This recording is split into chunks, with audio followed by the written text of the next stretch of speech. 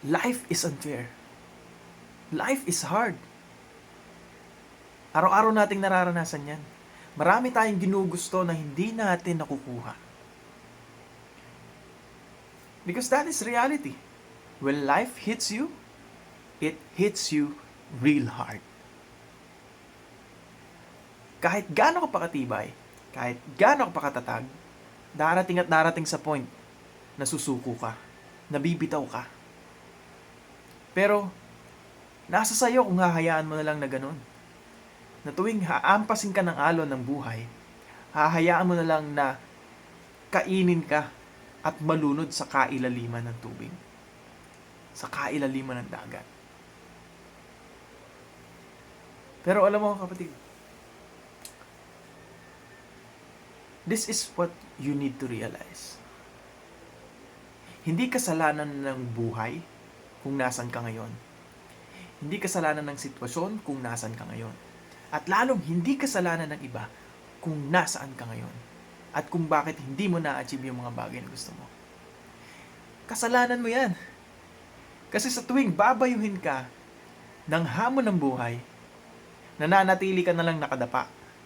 Nananatili ka na lang na walang ginagawa. You know, what we really need to realize, kapag hinampas tayo ng hamon ng buhay, take it. And then get up. Gumawa ka ng paraan para makabangon ka. Hindi yung kapag hinampas ka, down na down ka na. Tapos ang matindi pa niyan, isisisi mo pa sa iba. Gawa niya kaya hindi ako naging ganito Kasalanan niya kaya hindi ako naging ganito. Totoo ba?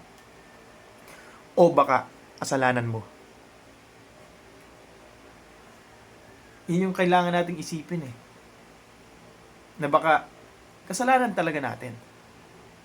Kaya hindi natin naabot yung mga gusto natin.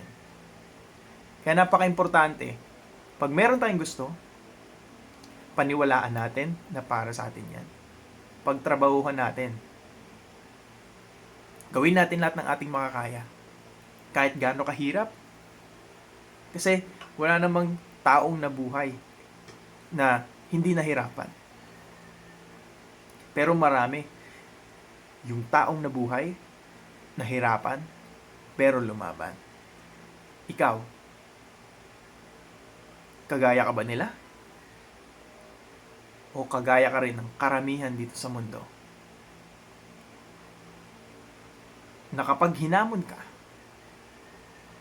tumutumba ka na lang, dumadapa ka na lang, without even giving a fight.